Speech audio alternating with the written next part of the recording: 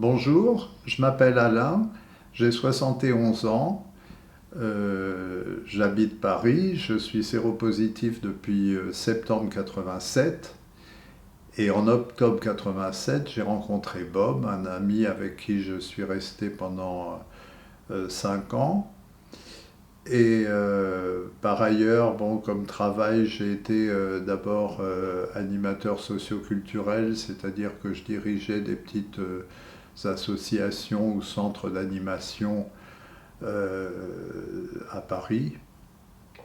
Et puis par la suite, à 40 ans, étant séropositif, j'ai voulu intégrer la fonction publique parce que je me suis dit, si je tombe malade, dans les associations, on vit surtout de subventions, je risque de me retrouver à la rue, quoi.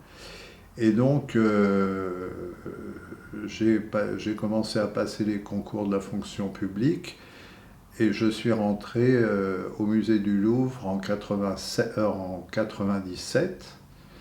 et j'ai travaillé au musée du Louvre dans la surveillance jusqu'en 2013. Et depuis 2013, je suis à la retraite.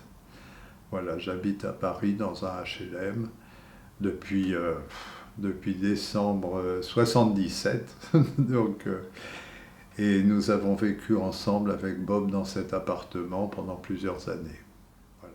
Oui, je voudrais rajouter aussi un événement, c'est que bon, non seulement je suis rentré dans la fonction publique, mais en plus, quand j'avais une quarantaine d'années, j'envisageais acheter un appartement à Paris. À l'époque, j'aurais peut-être pu acheter un 3 pièces, sachant que j'avais déjà acheté un petit studio que je louais, mais dans l'idée d'acheter quelque chose de plus grand plus tard.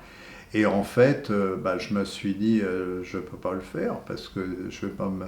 si je tombe malade, comme à l'époque, beaucoup tombaient malades et mouraient, je me suis dit, je ne vais pas me mettre sur la paille, quoi.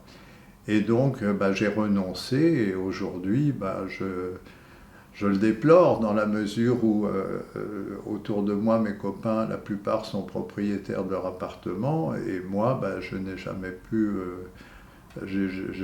pu acheter un appartement de ce fait-là, quoi, puisque après c'était un peu trop tard et puis les prix ont sérieusement augmenté, donc enfin ça a été exclu, je suis resté dans mon HLM. Oui, par ailleurs, j'ai eu de la chance d'avoir une famille relativement accueillante par rapport à l'homosexualité et la séropositivité, ce qui m'a beaucoup aidé dans la vie et aujourd'hui, ça ne me pose absolument plus aucun problème. Euh, D'ailleurs, mon père, qui est décédé en février 2019, a été interviewé sur France TV Slash, une télé à destination des jeunes, où il raconte comment il a vécu mon coming out. Et ça, bon, il est mort 15 jours après, et je dois dire que j'ai vu le reportage qu'après sa mort, et ça m'a fait beaucoup de bien de l'entendre parler comme ça, quoi. C'est-à-dire que il a expliqué euh, que en fait j'étais suivi chez un psychiatre depuis 3 ans et le psychiatre lui a dit que bah, c'était comme ça, qu'il n'y avait rien d'autre à faire, qu'on ne pouvait rien y faire. Et donc à partir de là, il l'a accepté. Et puis par la suite, bah, mes parents ont reçu Bob et mes autres amis comme ils recevaient la femme de mon frère ou le mari de ma sœur. Et je dois dire que ça a été d'un grand soutien dans la vie. Et je mesure à l'inverse à quel point ça doit être difficile d'avoir des parents homophobes.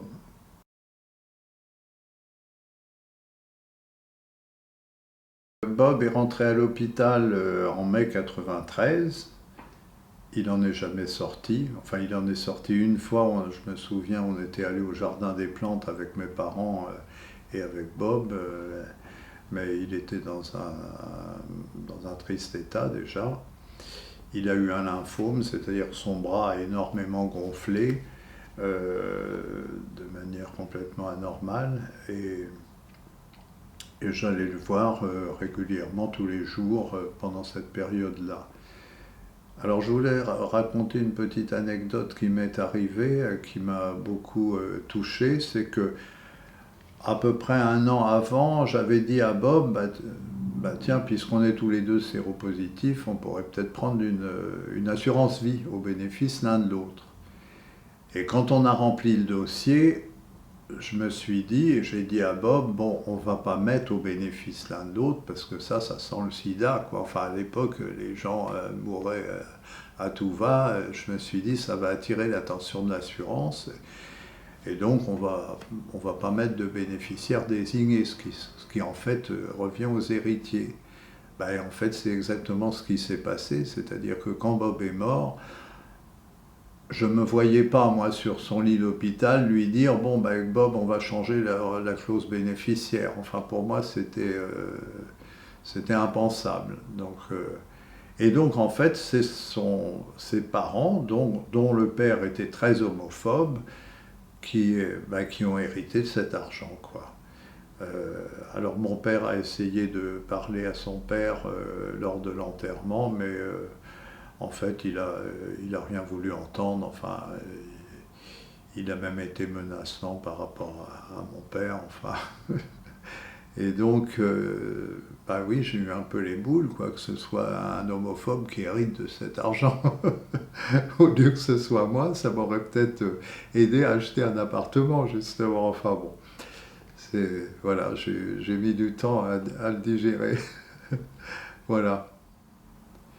Une chose qui m'a choqué aussi, c'est que Bob a perdu 20 kilos en 3 mois. Enfin, il était squelettique. Ses parents sont quand même venus le voir et ils sont partis 6 jours avant son décès. C'est-à-dire qu'ils auraient très bien pu rester à Paris parce que je leur avais trouvé une chambre pas chère du tout qui était proposée par l'assistance publique pour les gens qui venaient de province qui venaient visiter des malades. Donc ils auraient pu rester, c'était pas une question d'argent. Ils sont repartis laissant leur fils dans cet état. J'ai trouvé ça très très choquant. Et à l'enterrement, il y avait mes parents et moi. Bob, les parents de Bob ne se sont pas déplacés. Alors, ça rajoute un peu par rapport à ce que je disais avant sur l'assurance, qu'ils aient touché l'assurance alors qu'ils se foutaient de leur fils comme ça m'a terriblement choqué, quoi.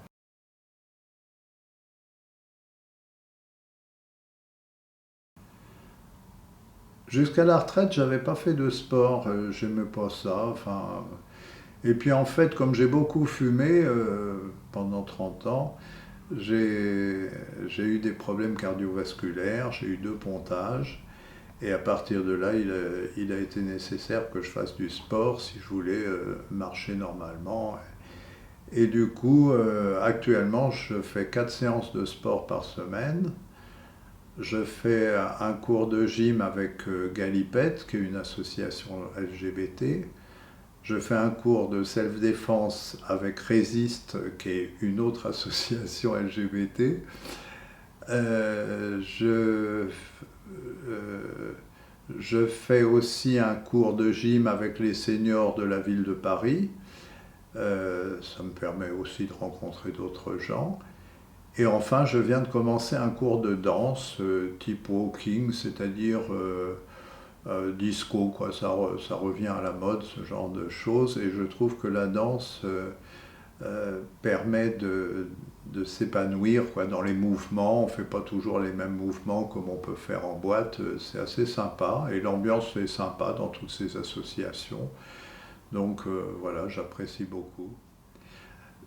Je dois dire aussi que je fais aussi partie de l'association Grey Pride, qui est une association qui est à la fois de convivialité, mais qui a aussi un but politique, c'est-à-dire faire reconnaître les droits des seniors LGBT. Parce que, bon, les seniors en général sont pas très bien reconnus, mais les seniors LGBT encore moins, parce que quand on arrive dans une maison de retraite, bah, jusqu'à présent, les seniors se cachaient. Bon, ma génération qui date du phare et tout ça, on n'a pas tellement envie de se cacher, même quand on sera, si on doit aller en maison de retraite. Puis d'ailleurs, on évitera peut-être, on choisira peut-être d'autres formes d'habitat. Et donc Grey Pride ben, prospère pas mal, il commence à y avoir des antennes en province, on a pas mal d'activités et aussi un plaidoyer par rapport à tout ça, quoi, voilà.